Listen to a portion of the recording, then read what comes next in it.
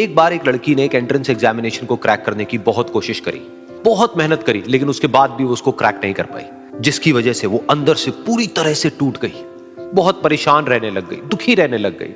उसके पिता से अपनी बेटी की यह हालत देखी नहीं गई। फिर उन्होंने एक दिन अपनी बेटी को बुलाया और उन्होंने अपनी बेटी को कहा कि तुम मेरे साथ एक बार किचन में चलो, मुझे तुम्हें कुछ दिखाना है। किचन में पहले से ही उन्होंने गैस स्टोव के ऊपर 3 बोल रखे हुए थे। फिर उन्होंने उन तीनों बोल्स के अंदर पानी भरा, एक के अंदर कुछ आलू डाले, एक के अंदर कुछ अंडे और एक के अंदर कॉफी बीन्स, और उसको उबलने के लिए छोड़ दिया। उसके बाद में 5 मिनट हो गए, 10 मिनट हो गए, 20 मिनट हो गए, और वो वहां पर खड़े रहे अपनी बेटी के साथ में और उसको देखते रहे।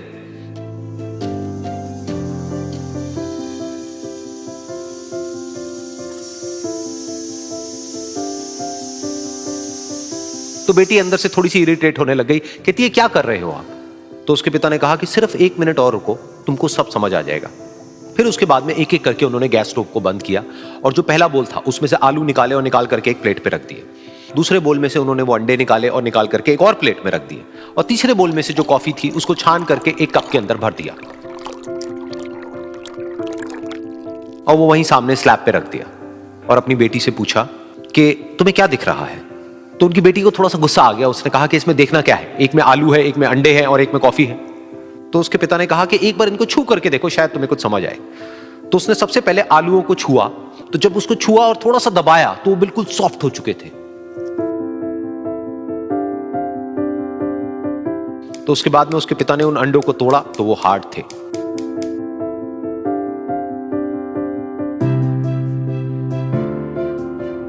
और फिर उसके पिता ने वो कॉफी वाला कप उठाया और अपनी बेटी को कहा कि एक बार इसको सूंघ करके देखो। तो जब उनकी बेटी ने उस कॉफी को सूंघा तो उसके चेहरे पर एक स्माइल आ गई। फिर उसके पिता ने अपनी बेटी को कहा कि तुमने ध्यान से देखा कि क्या हुआ यहां पर? ये तीनों ही बिल्कुल एक ही सिचुएशन में गए, लेकिन तीनों ने अलग अलग तरीके से रिस्पॉन्ड किया। तो पहला यानी कि आलू, जब हमने उसको उस पानी में डाला था उससे पहले वो बहुत ही हार्ड थे और स्ट्रांग थे, लेकिन गर्म पानी में जाने के बाद में वो अंदर से बिल्कुल सॉफ्ट हो गए, यानी कि कमजोर पड़ गए। दूसरे थे अंडे, जो गर्म पानी में जाने से पहले अंदर से बिल्कुल ही कमजोर थे, लेकिन गर्म पानी में जाने के बाद वो अंदर से स्ट्रांग हो गए। तीसरी थी कॉफी, जिसने कुछ ऐसा किया जो इन दोनों से बिल्कुल अलग था, यानी कि उसने उस गर्म पानी में जाने के बाद में खुद को नहीं बदला, बल्कि उस पानी को ही बदल दिया। बिल्कुल इसी तरह से हमारी जिंदगी में भी होता है। तुम्हारे ऊपर है कि तुमको इन तीनों में से क्या बनना है। एक, आलू के जैसा, यानी कि जब तुम्हारी जिंदगी में कोई मुश्किल आए तो तुम अंदर से पूरी तरह से टूट जाओ, यानी कि कमजोर पड़ जाओ।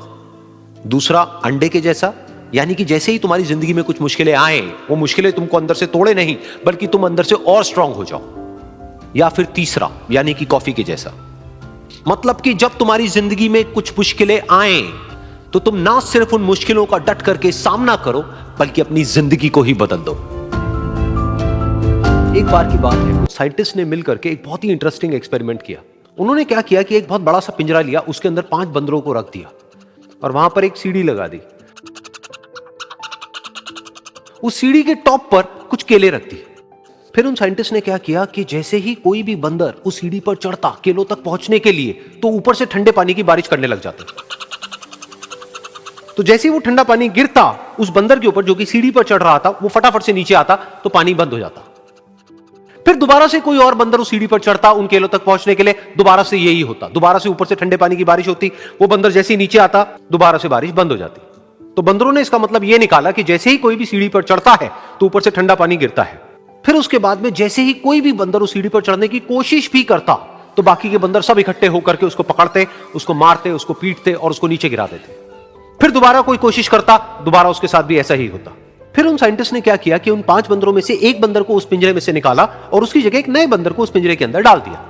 अब उस बंदर को नहीं पता था कि यहां पर क्या खेल चल रहा है। उसको जैसे ही सीढ़ी के ऊपर वो केले नजर आए, वो फटाफट से उस सीढ़ी के ऊपर चढ़ने लगा। अब की बार साइंटिस्ट ने कोई बारिश नहीं करी, लेकिन फिर भी जो बाकी के बंदर थे उन्होंने इसको पकड़ा, सीढ़ी से नीचे उतारा और मारने पीटने लग गए। इस बंदर को समझ नहीं आया कि मेरे को क्यों मारा जा रहा है, तो उसने दोबारा कोशिश करी। जैसे ही उसने दोबारा कोशिश करी, दोबारा से उन 4 बंदरों ने वही किया। तो अब इस नए बंदर के दिमाग में क्या बैठ गया कि सीढ़ी पर चढ़ना मना है, अगर सीढ़ी पर चढ़ते हैं तो मार पड़ती है। उस सीढ़ी पर चढ़ना क्यों मना है और क्यों मार पड़ती है वो उसको नहीं पता था, बट उसके दिमाग में यह बैठ गया कि इस सीढ़ी पर नहीं चढ़ना है, ना किसी को चढ़ने देना है। फिर दोबारा से उन साइंटिस्ट ने क्या किया कि जो पुराने 4 बंदर थे उसमें से एक बंदर को निकाला और एक नए बंदर को उसकी जगह पर डाल दिया। अब इस नए बंदर ने भी वही किया जो इससे पहले वाले ने किया था, यानी कि वो भागता हुआ गया, उस सीढ़ी के ऊपर चढ़ने की कोशिश करी, उन केलों तक पहुंचने की कोशिश करी, बाकी 4 इकट्ठे हो गए और उन्होंने उसको मारा पीटा, सीढ़ी से नीचे गिरा दिया। उसको कुछ समझ नहीं आया, उसने दोबारा कोशिश करी, दोबारा उसके साथ यही हुआ, और अब इस बंदर के दिमाग में भी यही बैठ गया कि सीढ़ी पर चढ़ना मना है और सीढ़ी पर चढ़ने से मार पड़ती है। फिर साइंटिस्ट ने एक एक करके जो पुराने 3 बंदर बचे हुए थे उसमें से भी एक एक करके उन बंदरों को निकाला और उनकी जगह पर 3 नए बंदर आ गए। अब ये 5 बंदर नए थे और किसी को भी ये नहीं पता था कि उस सीढ़ी पर चढ़ना मना क्यों है, लेकिन उन सबके दिमाग में बैठा हुआ था कि सीढ़ी पर चढ़ने से मार पड़ती है। तो कोई भी कोशिश नहीं कर रहा था, जबकि अब कोई ठंडे पानी की बारिश भी नहीं हो रही थी। वो चाहते तो आराम से उस सीढ़ी पर चढ़ते, केले तोड़ते और आपस में बांट करके खा लेते। बिल्कुल ऐसा ही हम लोगों के साथ भी होता है, यानी कि इंसानों के साथ भी होता है। हजारों साल पहले कोई प्रथा बनी होती है, कोई रीति रिवाज होता है जिसके पीछे कोई ना कोई वजह होती है, लेकिन वो वजह खत्म होने के बाद भी वो प्रथा चलती रहती है, वो रीति रिवाज चलते ही रहते हैं। किसी में इतनी हिम्मत नहीं होती है ये पूछने की कि हम क्या कर रहे हैं, क्यों कर रहे हैं, बस सबको ये पता होता है कि ऐसा ही होता है। तो वो एक्सपेरिमेंट जिसके बारे में अभी मैंने आप लोगों को बताया, यानी कि वो बंदरों का एक्सपेरिमेंट, उसमें तो बेचारे बंदर हैं, जानवर हैं, उनको नहीं पता है कि क्वेश्चन कैसे पूछते हैं। लेकिन अगर हम इंसान होने के बावजूद भी क्वेश्चन ना करें तो हमारे में और जानवरों में क्या? मैं अगर काम कर रहा हूँ, सोचिए, किसी भी चीज पे काम कर रहा हूँ मैं, और जैसे एक बार मोबाइल में कुछ भी क्लिक हुआ तो मैंने मोबाइल को उठाया और मैंने वो क्लिक मैसेज देखा, उसके बाद शायद मैं फेसबुक पे या व्हाट्सएप पे या कहीं और चला जाता हूँ और फिर 1 या 2 घंटा कैसे निकल गया वो पता ही नहीं लगता, और फिर बाद में रिग्रेट होता है कि अरे यार टाइम निकल गया, 2 घंटे निकल गए, वेस्ट हो गए। ये अकेले आपकी प्रॉब्लम नहीं है, ये सबकी प्रॉब्लम है आज की डेट में, जिसे बोलते हैं सोशल मीडिया की दुनिया, इंटरनेट की दुनिया। यहाँ पर जो वैल्यू है वो आपके पैसे की इतनी नहीं है, क्योंकि पैसा तो आ ही जाएगा उनके हाथ में, अगर आपका टाइम आ गया तो, यानी आपकी अटेंशन आ गई तो। आज की डेट में जो ऑनलाइन जो कीमत है वो आपकी जो अटेंशन है उसकी है, कि आपका कितना अटेंशन स्पैन उनको मिल सकता है। मतलब एक कोल्ड वॉर चल रही है एक तरह की इन सब के बीच में, जो भी ऑनलाइन प्लेटफॉर्म्स है उन सब के बीच में, कि कौन आपसे कितनी ज्यादा अटेंशन खींच सकता है। सब ये चाहते हैं कि आप मैक्सिमम टाइम वहां पे स्पेंड करिए। अब उसके लिए वो अपने प्लेटफॉर्म को इतना इवॉल्व करते चले जा रहे हैं जिसकी कोई हद नहीं है। मतलब उनके पास में डेटा है अरबों खरबों लोगों का, जिस डेटा को स्टडी करके, बिकॉज आप आईटी बैकग्राउंड से हो तो आप समझ पा रहे होगे कि एग्जैक्टली पीछे बैकएंड में क्या चल रहा है, कि वो डेटा को इतनी बारीकी से समझ रहे हैं। कोई गैस नहीं चल रहा है वहां पे, कोई गैस वर्क नहीं चल रहा है। उन्हें पता है कि अगर आपकी ये एज ग्रुप है, आप ये करते हो, ये सब डेटा उनके पास में है, तो आपको इसके बाद में क्या दिखाया जाए, जिसके बाद में आप 20-25 मिनट के लिए तो गए। अब उसके बाद में क्या होना चाहिए, आपको लगता यह है कि ये मैं कर रहा हूं, जबकि ये पहले से आपके लिए एक रोड मैप बना दिया जाता है। उन्हें पता है कि अगर अभी ये जो आपने क्लिक किया, इसके बाद सजेशन में अगर ये दिखा दिया जाए तो आपके क्लिक करने की पॉसिबिलिटी बहुत ज्यादा है। तो इससे आप नहीं बच सकते, इससे कोई नहीं बच सकता। एक इंडिविजुअल कैसे बचेगा इससे, सोचो। हजारों लाखों लोग पीछे लगे हुए हैं इन प्लेटफॉर्म्स के, जो इस टेक्नोलॉजी को और इस डेटा को यूज कर रहे हैं आपके माइंड को मैनिपुलेट करने के लिए। तो इनके लिए बड़ा आसान है। तो अगर आप मेरे से ये पूछो कि भाई मैं कैसे बचूंगा इनसे, तो आप नहीं बच सकते। बिल्कुल ऐसे जैसे कि मान लो कोई लड़ाई हो रही है, आप अकेले एक तरफ खड़े हो और एक तरफ सामने खड़ी है 1 लाख लोगों की आर्मी, आप निहत्ते हो, आपके हाथ में कोई वेपन नहीं है, कुछ नहीं है, और उनके पास में न्यूक्लियर वेपन्स के भी बाप है। हाँ जी सर, आप समझ गए। तो अब आप कैसे लड़ोगे उनसे? आप अगर मेरे से ये क्वेश्चन पूछो कि भाई मैं कैसे लड़ूं, लड़ाई का सवाल तो तब उठेगा ना जब आपके पास में कुछ हो। आपके पास में तो कुछ है ही नहीं, तो कैसे लड़ोगे? तो जीतने का तो सवाल ही नहीं उठता। अगर आप ध्यान से ऑब्जर्व करोगे तो जो लोग हैं वो इतने बुरे तरीके से एडिक्ट होते चले जा रहे हैं जिसकी कोई हद नहीं है। Yes sir. You are basically a working professional, तो आप तो फिर भी आपकी जो एक वल्नरेबल एज थी वो निकल चुकी है, कि मतलब एटलीस्ट लाइफ में करियर वाइज आपने जो अचीव करना था वो कर लिया है। वो करके आप एक एस्टैब्लिश्ड एक जगह पर बैठे हो। तो अगर इनकेस आपका टाइम वेस्ट हो भी जाए तो एज सच डायरेक्टली कोई फर्क नहीं पड़ेगा। लेकिन उनके बारे में सोचो जो स्टूडेंट्स हैं, जो भी स्कूल में है, कॉलेज में है, और उनके 8-8 घंटे 10-10 घंटे निकल जाते हैं, उनको पता ही नहीं लगता है। कोई उन बच्चों के माइंड के साथ खेल रहा है, और ये खेलना लीगल है, क्योंकि ये जो वेपन्स है ये दिखते नहीं है, दीज आर वर्चुअल वेपन्स। अगर एक्चुअल में कोई बंदा वेपन लेकर के निकल जाए सड़कों पे, तो 1 मिनट में आर्मी और पुलिस वाले आकर के उसको कंट्रोल में कर लेंगे या सामने से अटैक करना शुरू कर देंगे। हाँ जी सर। यहाँ पे ये सब लीगल है क्योंकि ये वेपन्स दिखते ही नहीं है जो इन लोगों के हाथ में है, जिससे बच्चों को कंट्रोल कर रहे हैं, स्कूल के कॉलेज के बच्चों को। सोचो उनका क्या फ्यूचर होगा, सोचो उनकी बॉडी का, उनके माइंड का क्या हाल होगा।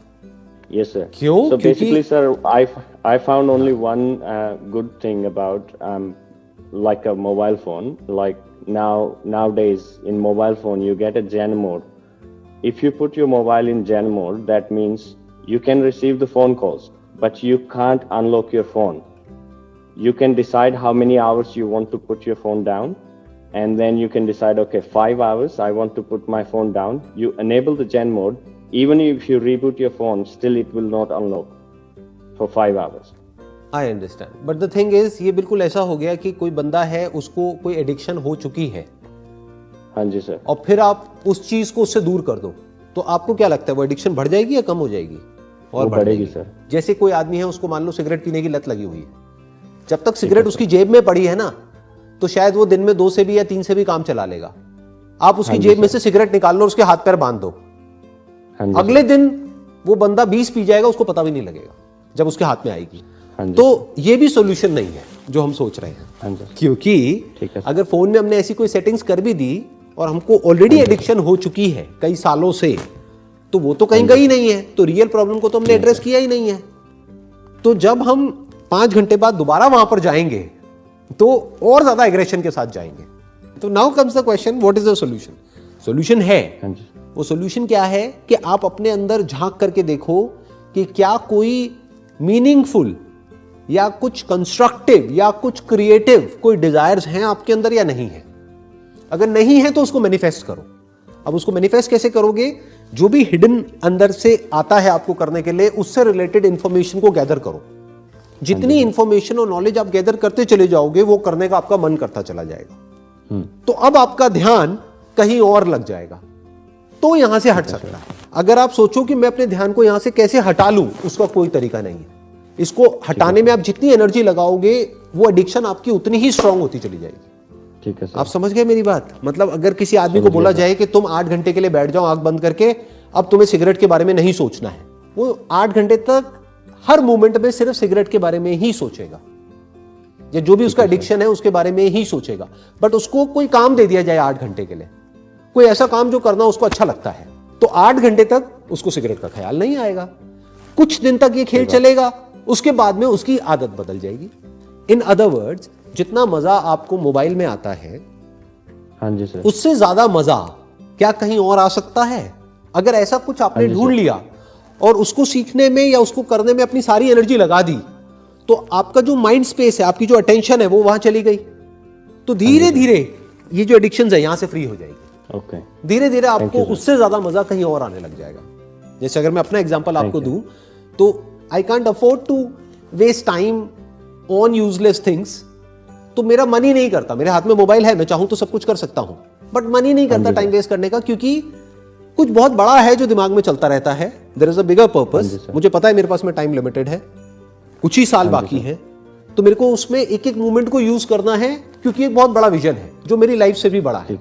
तो वो मेरे माइंड में चलता रहता है कि अब अगला क्या करना है, व्हाट्स नेक्स्ट। अच्छा, अब ये करना है, अब वो करना है, उसकी तैयारी करनी है, ये करना है, वो करना है। तो there is so much to be done कि छोटी मोटी चीजों के लिए जगह ही नहीं है लाइफ में। ये कहानी है 2 दोस्तों की, और उनकी दोस्ती की शुरुआत हुई थी अभी कुछ दिन पहले हॉस्पिटल के कमरे से, जहां पर वो दोनों एडमिट थे। तो दोनों में से जो एक था, उसको अभी कुछ दिन पहले एक पैरालिसिस का अटैक आया था, जिसकी वजह से गर्दन के नीचे की उसकी पूरी बॉडी पैरालाइज हो गई थी, और वो अपनी एक उंगली तक नहीं हिला सकता था। और पूरे दिन जो भी नर्स उसके पास में आती, वो उसको एक ही बात कहता कि मुझे कोई ऐसा इंजेक्शन दे दो जिससे कि मैं मर जाऊं, अब मैं और जीना नहीं चाहता, ऐसी जिंदगी का मैं क्या करूं। तो उसका जो दोस्त था उस कमरे में, क्योंकि वो चल फिर सकता था, तो रोज सुबह और रोज शाम को उस कमरे में एक खिड़की थी, उसके पास में जाकर के खड़ा हो जाता और अपने दोस्त को बताता कि उस खिड़की के बाहर क्या चल रहा है। बिल्कुल नीला आसमान है, सफेद बादल है, हल्की हल्की हवा चल रही है और कुछ पंछी उड़ रहे हैं। एक बहुत ही सुंदर बीच है जहां पर कुछ बच्चे मिट्टी के घरौंदे बना रहे हैं। कुछ लोग हैं जो वहां पर बैठे हुए बस समुद्र की लहरों को देख रहे हैं। कुछ लोग जॉगिंग कर रहे हैं, कोई एक्सरसाइज कर रहा है, कोई पतंग उड़ा रहा है। वहां पर एक आइसक्रीम की स्टॉल है जहां पर कुछ लोग आकर के आइसक्रीम खा रहे हैं। और सनसेट के टाइम पे जो पानी है वो पूरा गोल्डन हो जाता है और चमकने लगता है। तो शुरू में तो जब उसने वो सब बताना शुरू किया तो उसके दोस्त के ऊपर ज्यादा असर नहीं हुआ, लेकिन धीरे धीरे उसके अंदर जीने की चाह जागने लगी। अब वो सुबह का इंतजार करने लगा कि जल्दी से सुबह हो और मेरा दोस्त मुझे बताए कि आज यहां पर क्या हो रहा है। कुछ दिन तक ऐसे ही चलता रहा। फिर एक दिन जब वो सुबह उठा तो उसने देखा कि सामने वाला बेड खाली है। फिर उसने नर्स को बुलाया और उससे पूछा कि क्या वो डिस्चार्ज हो गया है। तो नर्स ने कहा कि आपको तो उन्होंने बताया होगा, उनके पास कुछ ही दिन बाकी थे और कल रात को ही उनकी डेथ हो गई है। ये सुन करके उसके अंदर की उम्मीद पूरी तरह से टूट गई, क्योंकि सिर्फ उसका दोस्त ही था जिसने उसको बाहर की दुनिया से जोड़ा हुआ था, जिसकी वजह से वो जान पाता था कि बाहर क्या हो रहा है और ये दुनिया कितनी खूबसूरत है। तो कुछ दिन तक तो वो रोता रहा और उसने जीने की चाह छोड़ दी। लेकिन दूसरी ही तरफ से उसके अंदर कहीं ना कहीं एक नई चाह पैदा हुई कि काश मरने से पहले एक बार मैं खुद अपनी आंखों से देखूं इस खिड़की के बाहर कि दुनिया कैसी है। जैसे जैसे उसकी ये चाह बढ़ने लगी, उसको अपने अंदर एक अजीब सी एनर्जी महसूस होने लगी। और फिर एक दिन उसने अपनी पूरी ताकत लगा दी और किसी तरीके से वो बेड से नीचे गिरा और पकड़ पकड़ करके किसी तरह से उस खिड़की तक पहुंचा। फिर उस खिड़की को पकड़ करके वो खड़ा हुआ और खिड़की के बाहर देख लिया। लेकिन खिड़की के बाहर देखते ही वो गुस्से से भर गया।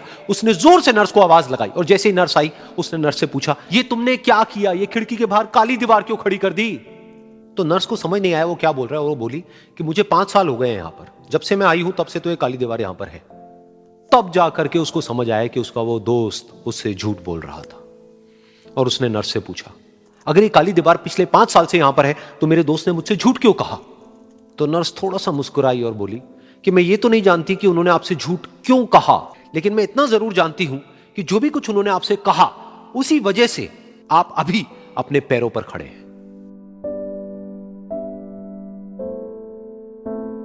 तो इस कहानी से हमको यह सीखने को मिलता है कि जो हमारे शब्द हैं, जो हमारे वर्ड्स हैं, जो हम अपने मुंह से बाहर निकालते हैं, उसमें इतनी पावर है जिसकी कोई हद नहीं है। वो किसी आदमी को गिरा भी सकते हैं और उसको उठा भी सकते हैं।